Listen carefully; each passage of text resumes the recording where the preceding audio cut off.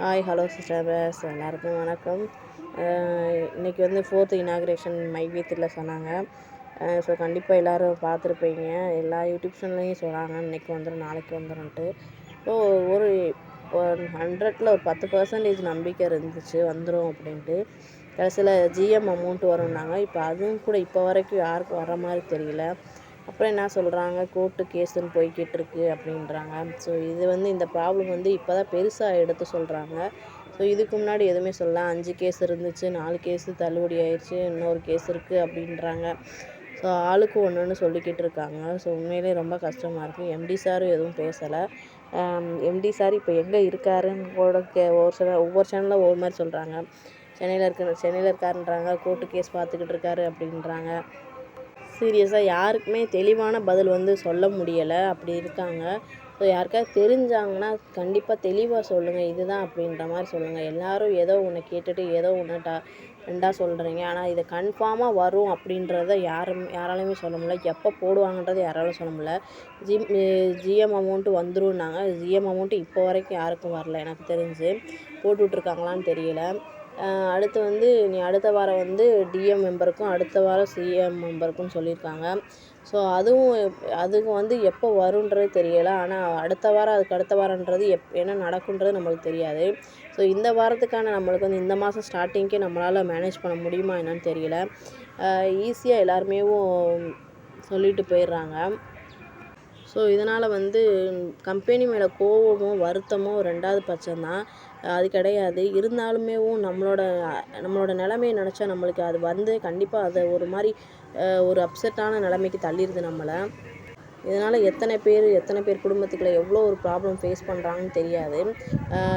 ஏன்னா நானுமே ஒரு சில ப்ராப்ளங்களை ஃபேஸ் பண்ணிக்கிட்டு தான் இருக்கேன். ஸோ என்ன மாதிரி இன்னும் நிறையா பேர் ஃபேஸ் பண்ணியிருப்பாங்க. எனக்கு அமௌண்ட்டை பொறுத்து பார்க்குற வரைக்கும் என்னை விட நிறைய பேர் ஃபேஸ் பண்ணுறாங்கன்னு தெரியுது. ஸோ அதை பார்க்குறப்ப உண்மையிலே ரொம்ப கஷ்டமாக இருக்குது. இதை ஏற்கனவே நான் சொல்லியிருக்கேன்.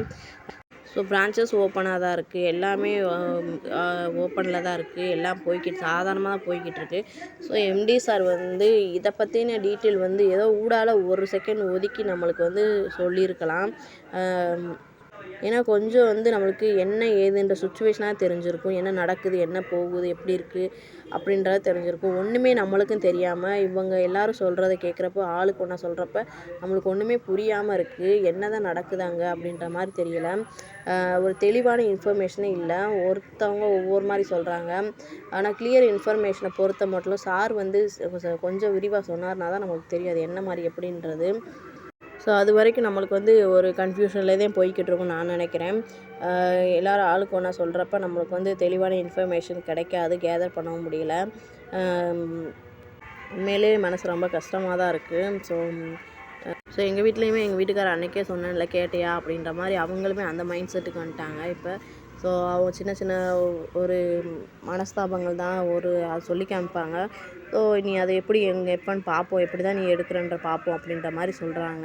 ஸோ அதை கேட்கும்போது நம்மளுக்கு கஷ்டமாக நம்ம எது திருப்பி நம்ம பேச முடியாத சுச்சுவேஷனில் இருக்கோம். அப்படி அவங்களுக்கு வந்து நம்பிக்கை கொடுக்குற மாதிரி என்கிட்ட வார்த்தைகள் கிடையாது. ஆனால் நான் திருப்பி வந்துடும் அப்படின்னா எப்போன்னு கேட்குறாங்க. நம்ம அந்த கொஸ்டினுக்கு பதில் சொல்ல முடியாத சுச்சுவேஷன் இருக்கும். அதனால தான் ஸோ என்ன பண்ணுறது ஒன்றுமே புரியாமல் முழிச்சுக்கிட்டு இருக்கோம்.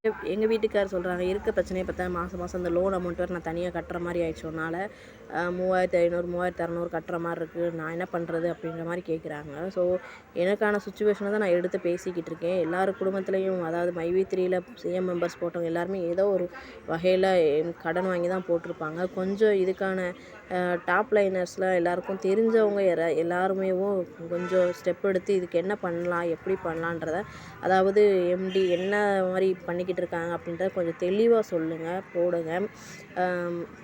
இப்படியே போச்சுன்னா கொஞ்சம்ல ரொம்பவே கஷ்டமாயிடும். ஸோ நம்ம வந்து கிட்டத்தட்ட 4 மாதம் முடிஞ்சிருச்சு, இனி 5ஆவது மாதம் ஆரம்பிக்க போகுது. ஸோ இப்படியே போய்கிட்டு இருந்துச்சுன்னா மேற்கொண்டு நம்ம கடன் வாங்கி ஒரு கடனை வாங்கி இன்னொரு கடனை அடைக்கிற சுச்சுவேஷனுக்கு வரும். ஸோ அந்த கடனை கட்டுறதுக்கு நம்ம இன்னொரு கடன் வாங்குற மாதிரி இருக்கும்.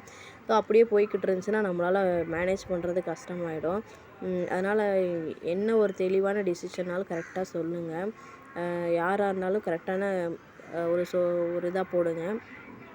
ஏன்னு பார்த்தீங்கன்னா, ஆளுக்கு ஒன்றா சொல்கிறப்ப ஆனால் வந்துரும்னு எல்லாருமே கான்ஃபிடென்ஸாக சொல்கிறீங்க. ரொம்ப சந்தோஷம். ஸோ இப்போக்குரிய மார்ச் அமௌண்ட்டை போட்டாலுமேவும் நம்மளால் எத்தனை மேனேஜ் பண்ண முடியும்னு தெரியாது. ஸோ அந்த அமௌண்ட்டுமே கொஞ்சம் சீக்கிரம் போட்டால் நல்லாயிருக்கும் அப்படின்னு நான் நினைக்கிறேன்.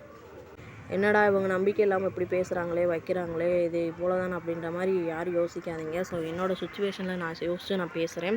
இது எத்தனை பேருக்கு வந்து கஷ்டத்தை கொடுத்துருக்குன்னு எனக்கு தெரியாது நான் சொல்கிறது. ஸோ ஏதாவது நீங்கள் நெகட்டிவாக எடுத்துக்காதீங்க. ஸோ என்னோடய சுச்சுவேஷன்லேருந்து நான் பேசுகிறேன். ஸோ உங்களுக்கு எல்லாருக்குமேவும் என்ன மைண்ட் செட்டில் இருக்கீங்கன்னு தெரியாது.